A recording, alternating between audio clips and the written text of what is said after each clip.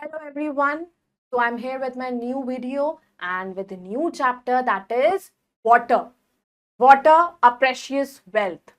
इस चैप्टर में हम पढ़ेंगे कि कैसे वाटर हमारे लिए इतना जरूरी है और कैसे वाटर के यूजेस क्या होते हैं और वाटर हमें कैसे बेनिफिशियल होता है.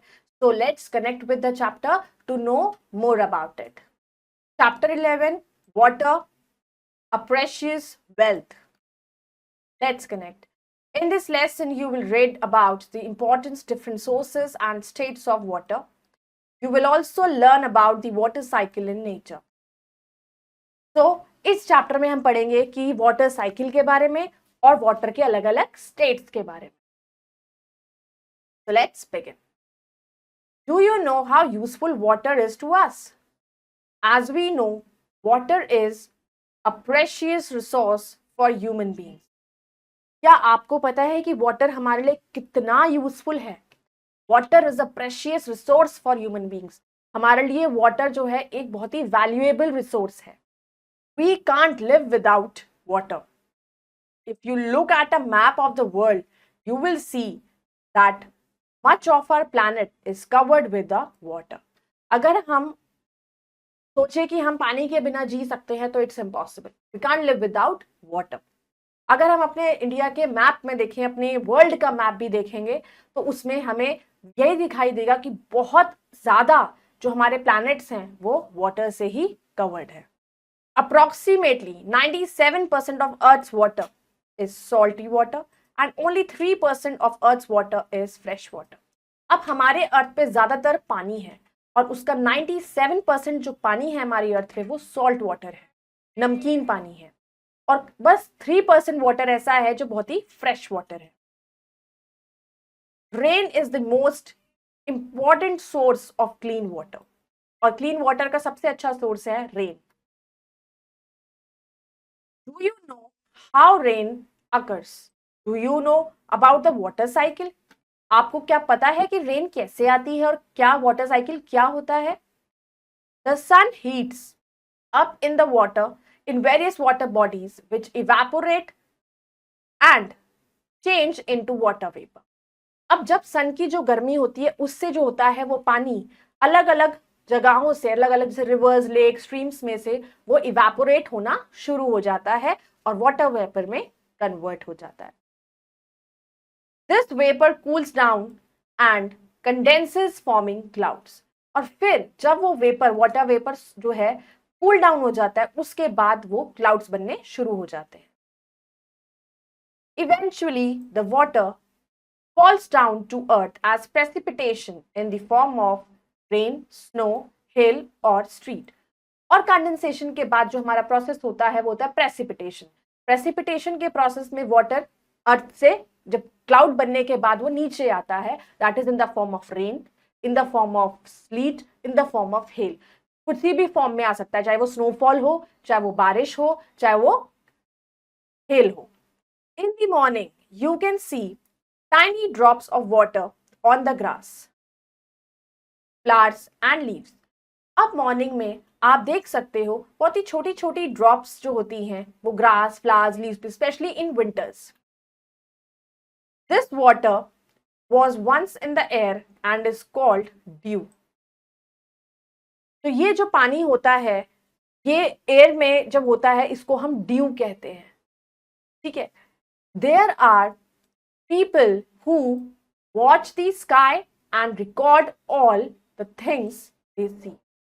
तो बहुत से ऐसे लोग हैं जो ये सब चीजों को वॉच करते हैं, इसके बारे में रिसर्च करते हैं, जानते हैं और सारी चीजों को रिकॉर्ड करते हैं.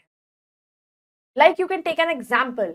जैसे ही एक ठंडी बोतल को आप फ्रिज से निकालोगे और उसको बाहर रखोगे तो उस पर तो पानी जो है वो पिघलना शुरू हो जाता है. तो they use instruments to tell whether it is going to rain or not. तो उनके पास ऐसे बहुत सारे इंस्ट्रूमेंट्स होते हैं जिनसे पता लगता है कि बारिश होगी या नहीं होगी, जो वेदर फोरकास्ट वगैरह हम करते हैं. These people are called weather forecasters.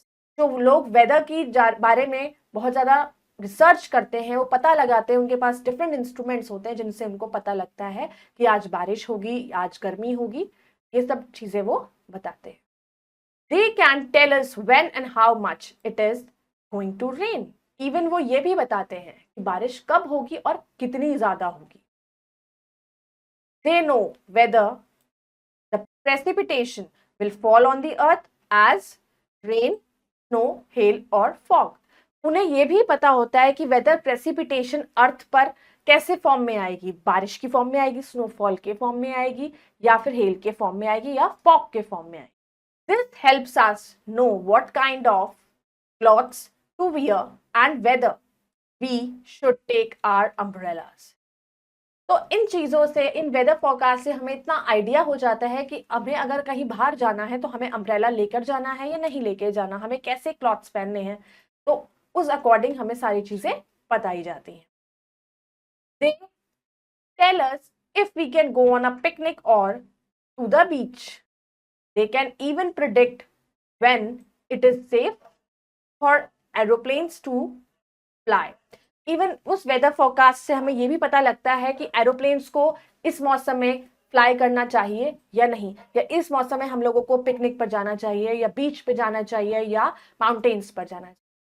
We need water to fill our rivers and oceans. We need water to drink and to wash our clothes. तो हमें पानी की जरूरत है क्योंकि अपने हमें रिवर्स को फिल करना है, ओशंस को फिल करना है, और हमें वाटर की जरूरत होती है to drink and to wash our clothes. If water didn't fall to the earth and remained in the air, all the flowers, food crops, animals and trees would die. अगर पानी नीचे आएगा ही नहीं, ना रेन, ना स्नोफॉल, ना fog, किसी भी फॉर्म में अगर पानी नीचे नहीं आएगा, तो जितने भी फ्लावर्स, प्लांट्स, एनिमल्स हैं वो सब मर जाएंगे. We need water every day. Without it we cannot live. तो हमें हर दिन पानी चाहिए, हम पानी के बिना नहीं रह सकते. The next time you pour water into a glass, remember where it comes from. तो जब अगली बार हम पानी को ग्लास में जब डालेंगे तो हमें ये याद रखना चाहिए कि पानी कहाँ से हमें मिलता है. And if you ever have to cancel a picnic because of the rain, don't get upset. If you ever have to cancel a picnic because of the rain, don't get upset. तो अगर हमें कभी cancel करना हो अपनी picnic को बारिश की वजह से, तो उसमें अपसेट होने वाली कोई बात नहीं.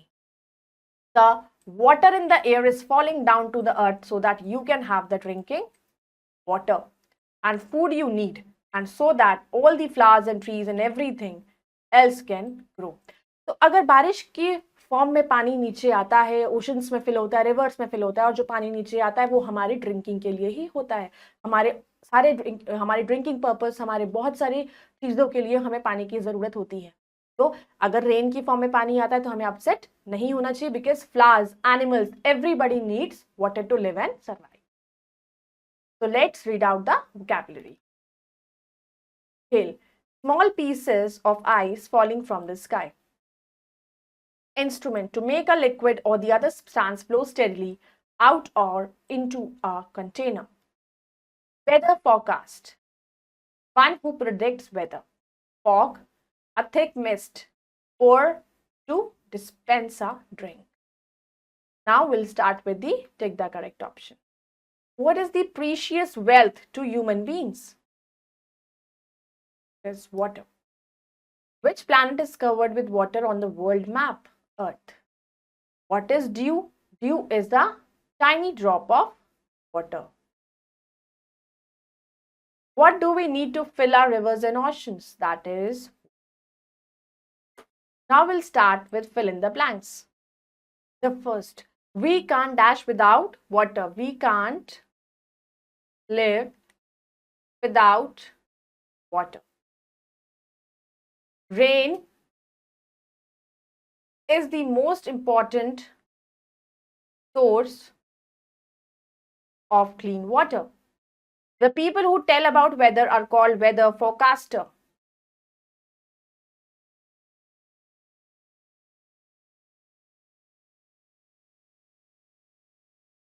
We need water to drink